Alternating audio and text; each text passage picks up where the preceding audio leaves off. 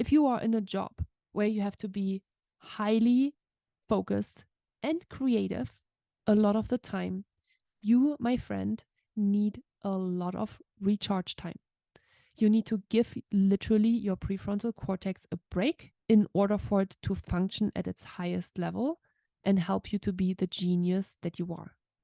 If you don't do that, your fear is going to get too strong, your genius is suppressed, and you can't perform the way you want to perform at work.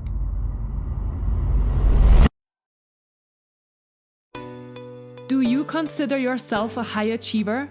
Smart, driven, highly successful? I am so excited to have you. My name is Julia Arndt, and I'm the host of the Stress Podcast. I will help you develop your stress resilience the same way you've developed your workplace superpowers. Learn peak performance tools to thrive at work and in your personal life. Let's get started.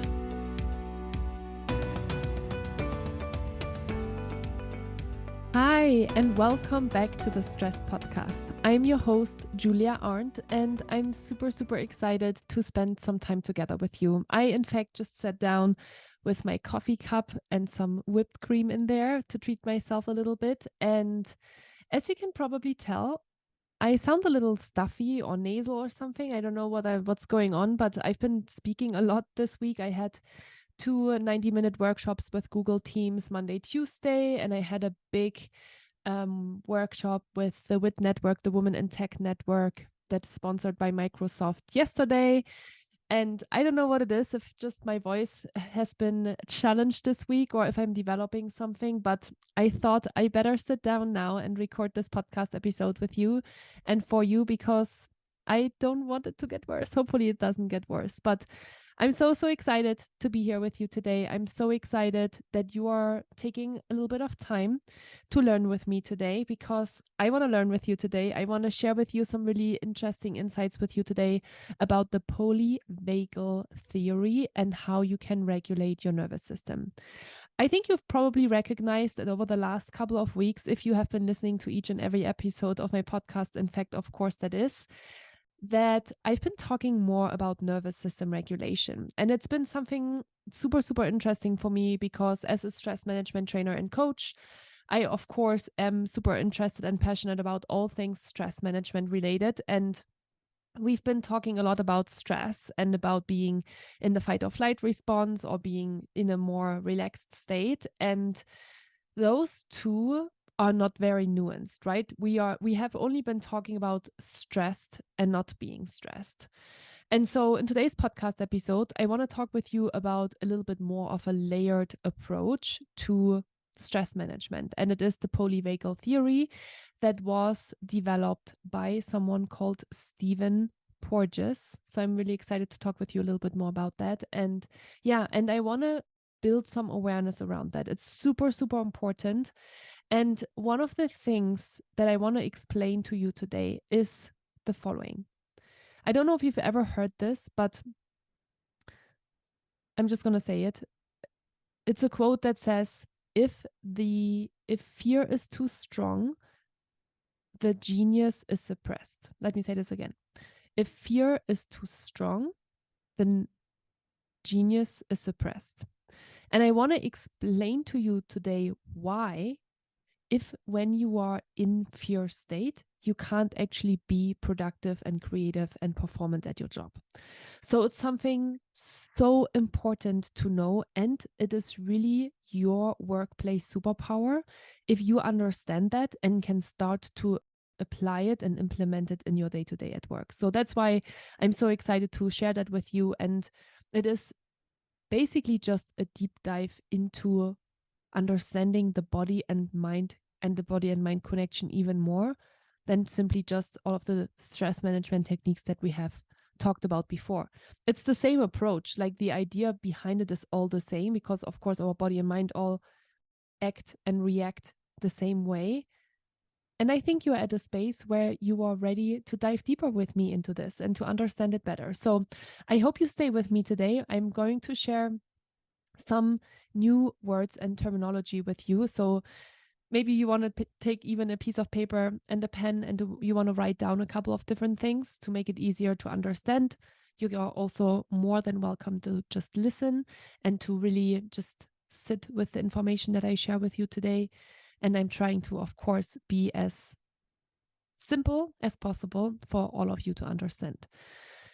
And before we jump into today's podcast episode, as I already mentioned here in the intro today, I've been working with a lot of different corporate clients over the last couple of weeks, more so again than at the beginning of the year. And it's been an absolute pleasure. I love to speak. I love to train and educate people.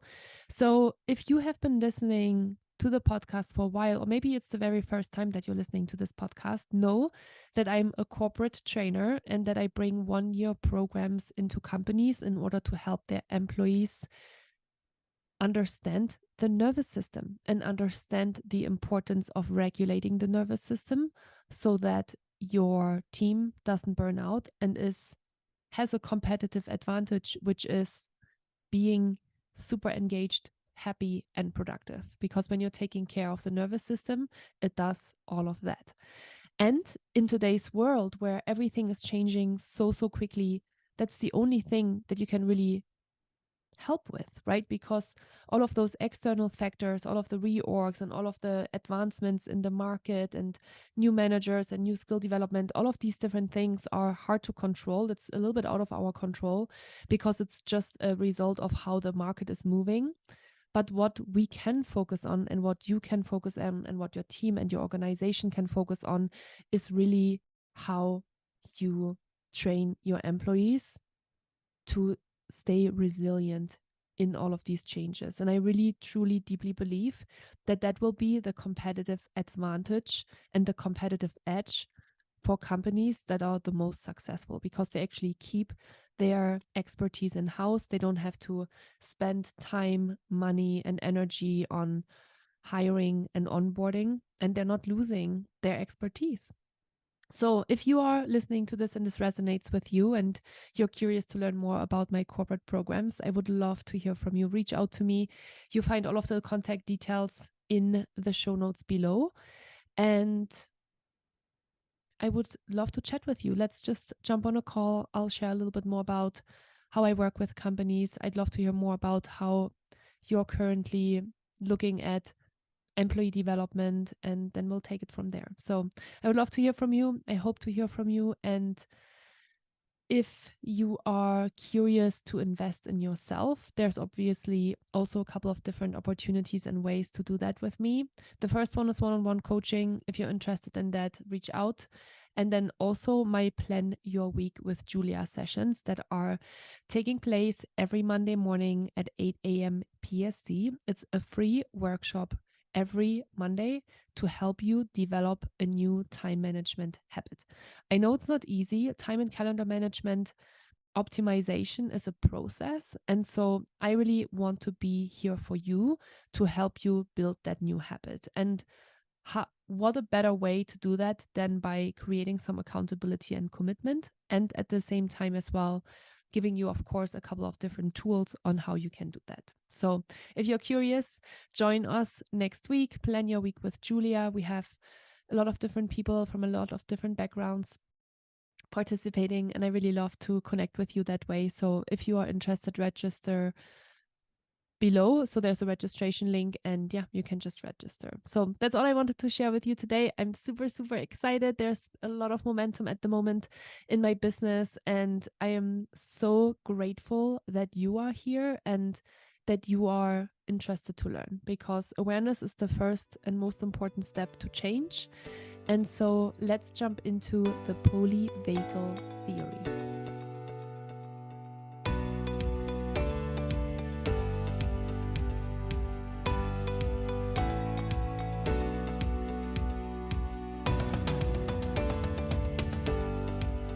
Hi, and welcome back. I am excited that you're taking the time today to learn about the polyvagal theory and about nervous system regulation. So let's jump right in. I already said to you in the introduction, stressed and not stressed is not very nuanced. So Stephen Porges came up with 3 different states and a little bit more information around how the nervous system, in particular, how the autonomic nervous system works. And when we're looking just at the name itself, the polyvagal theory, we'll talk about those three words. Poly means, of course, multiple, or maybe not, of course, maybe you don't know, but poly means multiple. And vagus comes from basically the idea that there is a long nerve that's connected from your brain through your whole body. So it starts in the brain and then it goes all the way down. It connects to all different kinds of bodily functions. And the vagus nerve, you'll hear more and more things in literature and in podcasts and in videos about the vagus nerve. So the polyvagal theory is kind of becoming a buzzword at the moment. So that's why I probably picked up on it as well. And I'm so excited to share with you what the polyvagal theory proposes. So the polyvagal theory says that there are three interconnected neural circuits within the autonomic nervous system. So to simplify it, the way of how we talked about it over the last 4.5 years is we have the sympathetic nervous system and we have the parasympathetic nervous system. The sympathetic nervous system, if you remember, is the fight or flight response. It's that state that you're in when you're feeling that something is dangerous or when you're in a very heightened stress state. And the parasympathetic nervous system stands for growth and repair or rest and digest, because if you are in fight or flight, all of your main bodily functions, your immune system, your cardiovascular system, your digestive system, your reproductive system, all of these important bodily functions are reduced to minimum functionality. And when you are triggering and activating your parasympathetic nervous system, you are moving back into normal functionality, which is why we call the parasympathetic nervous system rest and digest and growth and repair, because that's exactly what the parasympathetic nervous system is responsible for. So now let's just kind of break that down a little bit further, right? We have just one additional state. And the way of how Stephen Porges looked at it is by three different vagus systems. We have, and I'm just going to say it, so you've heard it before, we have the ventral vagal complex, also in short VVC, ventral vagal. We have the sympathetic nervous system, and then we have the dorsal vagal complex, also short as DVC, which is much more primal. And we say that this response is about 500 million years old, that links to a much more older and primitive aspect of the parasympathetic nervous system. So we are still differentiating between sympathetic nervous system and parasympathetic nervous system, but we're actually breaking the parasympathetic nervous system into two parts. And it might be confusing to you. And honestly, it was a little bit confusing to me at the beginning, because I was like, why is that more primitive aspect of that older response part of the parasympathetic nervous system and not of the sympathetic nervous system? But let me explain it, and then hopefully it becomes more clear to you as well. So the ventral vagal complex, VVC, is associated with the parasympathetic nervous system's rest and digest response. So when the VVC, the ventral vagal complex, is active, it promotes a state of calm, social engagement, and connection. And this is the state that you want to be in for being in a healthy relationship, communicating well, and your overall well-being as well. Okay, so ventral vagal complex is that part of the nervous system that keeps you healthy, relaxed, and socially connected. Then the second part is the sympathetic nervous system, SNS in short, right? Sympathetic nervous system. And this is responsible for the fight or flight response triggered when the body perceives a threat or danger, and it prepares your body to respond to challenges and stressors. Nothing new there, right? We already all knew what the sympathetic nervous system is for, and that it is basically the state of your nervous system that keeps you safe from danger. Now, the third and maybe newer part of what we're talking about, which is part of the polyvagal theory, is the dorsal vagal complex, DVC. So as I already said, it's a much more primal state, And that response is over 500 million years old. And this state, this part of the autonomic nervous system is linked to the older, more primitive aspect of the parasympathetic nervous system. It's associated with immobilization and shutdown, often seen in extreme stress or trauma. This state is characterized by dissociation, numbness, and reduced bodily functions. So this is really interesting, right? So we're talking about sympathetic nervous system is basically the fight or flight, where we're getting ready for danger. And then the dorsal vagal complex is basically the state where we're completely shutting down, where we're disassociating, we're numb, and we also have these reduced bodily function systems. So for me, as I was doing more research about this, the big question was, well, in which state are we in when we are at work? Are we in the parasympathetic state? Are we in the sympathetic state? And I want to tell you that you can actually be in both states at work, depending on how you're doing. So let's talk about the polyvagal theory. Again, the polyvagal theory emphasizes that our physiological state influences our behavior and social interactions. Okay, interesting, right? It basically just breaks down the autonomic nervous system in a different way and says, okay, in what state are you actually in behaviorally and from a social aspect? So, for example, when you feel safe and connected, your ventral vagal complex is active, and it enables you to engage with others and form positive relationships.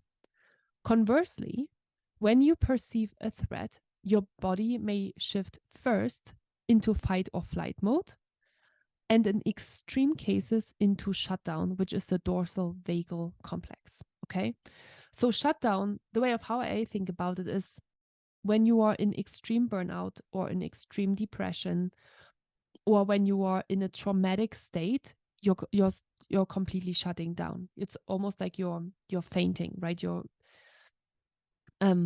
We talk about kind of that freeze state as well. So this is the dorsal vagal complex. So now I said to you at the beginning something really important. I said to you, I want to explain to you the quote that says, if fear is too strong, the genius is suppressed. If fear is too strong, the genius is suppressed. Why? Why is that the case? So let's talk about this. If you are in fear state, and now we are adding an additional layer, so bear with me here. I'm adding an additional layer of neuroscience because there's two important parts in your brain. I feel like I've mentioned them multiple times before, but let's get really, really clear on those two. There is your prefrontal cortex, your PFC. We're talking about a lot of abbreviations today. That's why I said maybe you want to write this down. But your PFC is your prefrontal cortex. It's the part of the brain that is the most recently developed part of your brain, even though it's also millions of years old. And this is the part of the brain that differentiates us humans from animals. Because what the PFC does is it thinks. The PFC is that part of the brain that can actually reflect on your own behaviors and that helps you to work. It helps you to organize, it helps you to plan, to concentrate, to focus, and to, just do all of the important functions that you probably do every day at work. And then the other part of the brain that I want you to get super, super familiar with is called the amygdala. The amygdala is a almond-shaped part of your brain that's responsible for emotion regulation. It is actually that part of the brain, which is also, it is a part of the brain that is a much older primal part of the brain, because it is the part of the brain that actually detects threat and danger.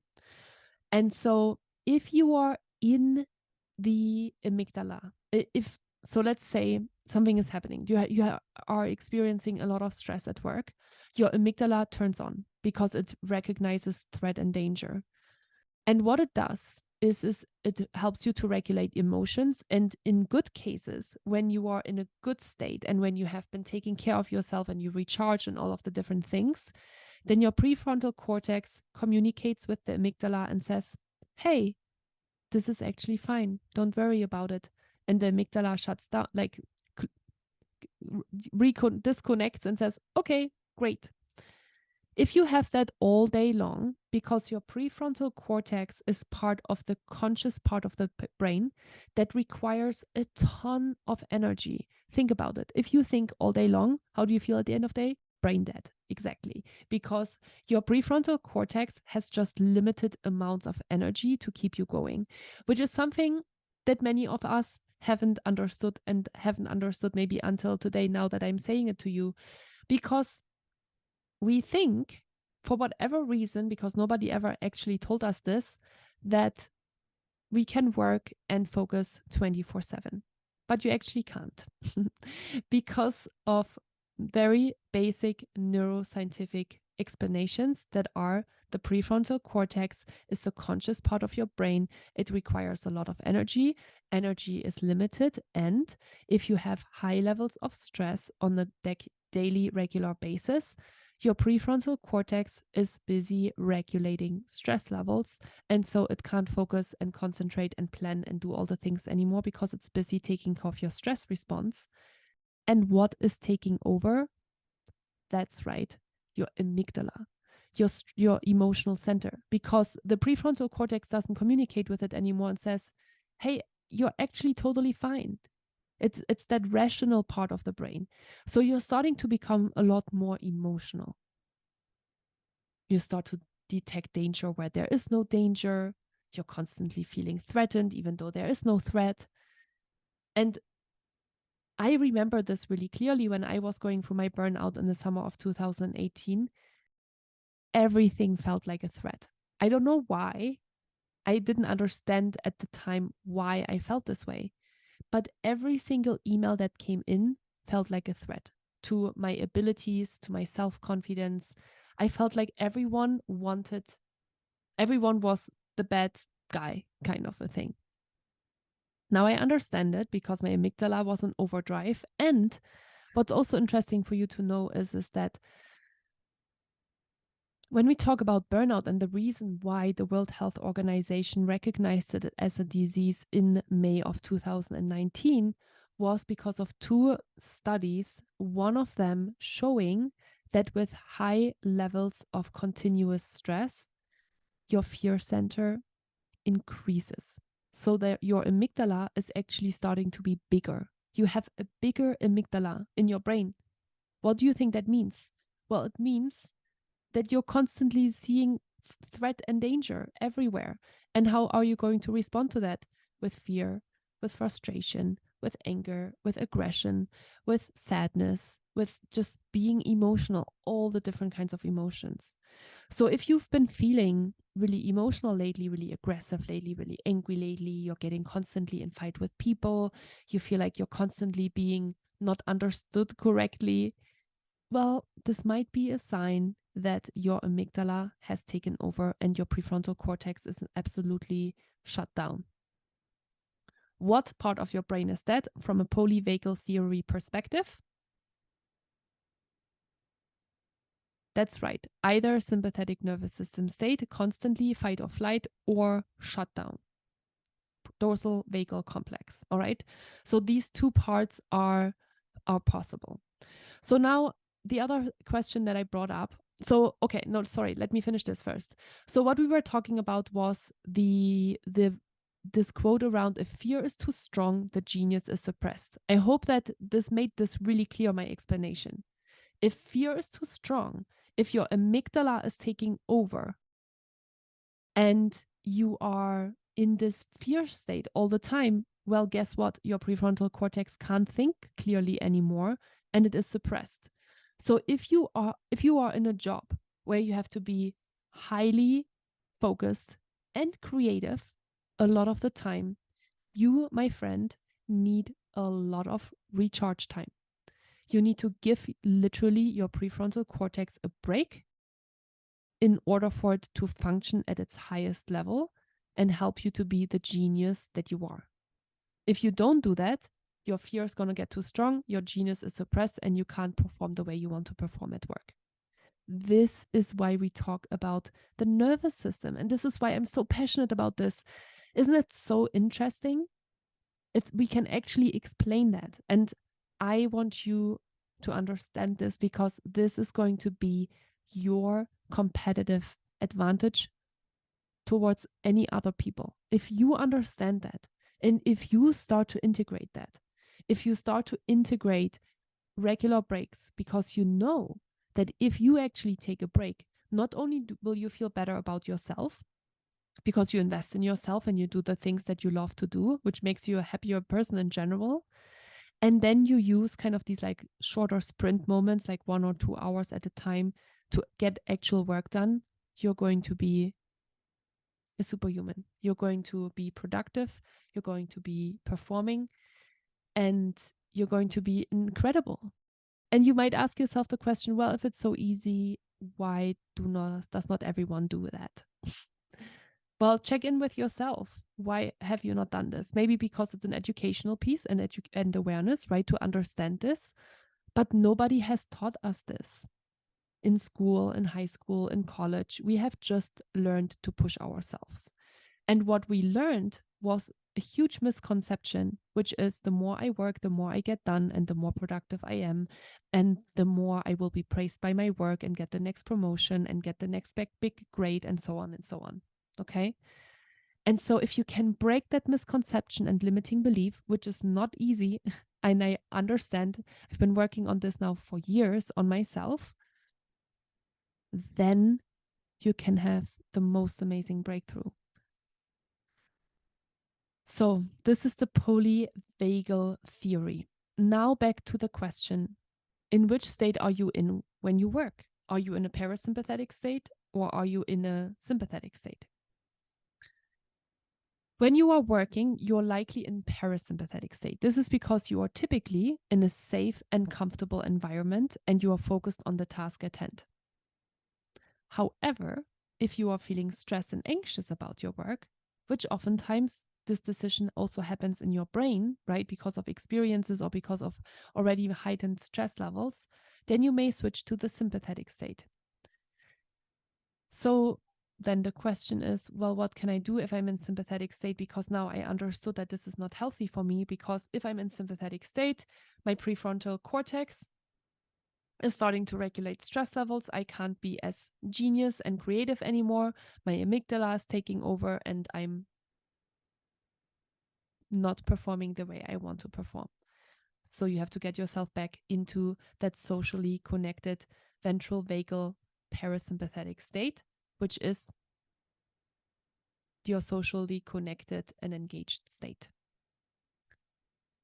And you might ask yourself, okay, what can I do when I am recognizing that I am in a sympathetic state and I want to get back into parasympathetic state? If you find yourself in the sympathetic state when you are working, there are a few things that you can do to calm down and shift back into parasympathetic state. Fun fact, it actually takes only 90 seconds, 90, to activate your parasympathetic nervous system and send a signal to your brain that you're actually in a safe state. What do you need in order to do that? Well, first of all, you need awareness, because if you're not aware that your brain is in overload, then you can't change anything about it, right? So awareness is such a big piece of making changes in your life. And then once you recognize, I'm feeling unfocused, I'm constantly getting sick, I have migraines, I'm constantly getting in fights with my partners, maybe I am constantly in the sympathetic nervous system state and I am flooding my body constantly with stress hormones. Once you know that, then you can shift, right? Knowledge is power. Awareness is power, because once you know it, you can change it, which is not always easy. It sounds so easy when I say this, right? But we all know that change is not so easy sometimes. All right. So what can you do? 90 seconds from a sympathetic state to a parasympathetic state. So these shifts include taking a few deep breaths, stretching, getting up and moving around, taking a break to listen to music or nature sounds, talking to a friend. What does that basically indicate? Well, you need a break. You need to connect. You need to psychologically connect. Sorry, you need to psychologically disconnect from work. in order to give your prefrontal cortex a rest. And I think over the last 2 or 3 podcast episodes, I shared with you that I've been feeling much better lately, and that one of the reasons was because I shifted from just keeping myself busy to really focusing on the high ROI driving mechanisms of my business, which actually freed me up to spend time on myself, going for runs in the morning, taking care of the things for my home that I need to take care of, taking care of myself, and working a lot less hours, but focusing these hours on the most productive things. And I can tell you, wow, what a shift. I feel so much better within myself because I am investing in myself. I do the things that are important for me, which is exercise, moving my body, being outside in nature, spending time with my partner and my friends. And at the same time, my company has been as successful as never before,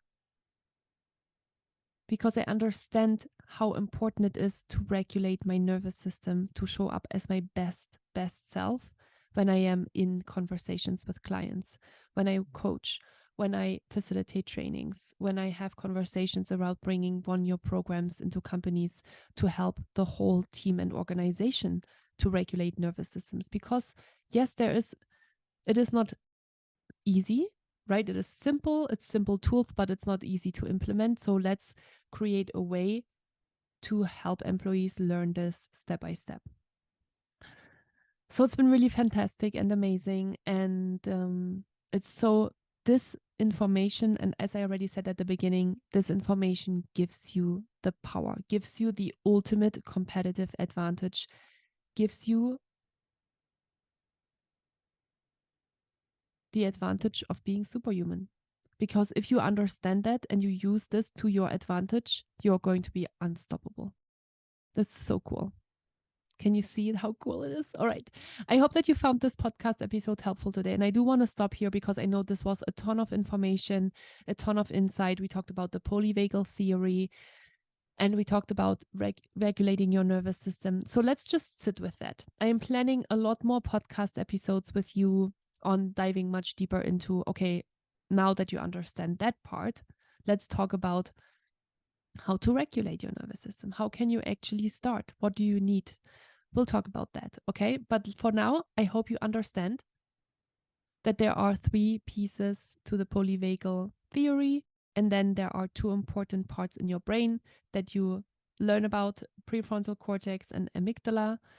And when you understand that, that's a huge first important step.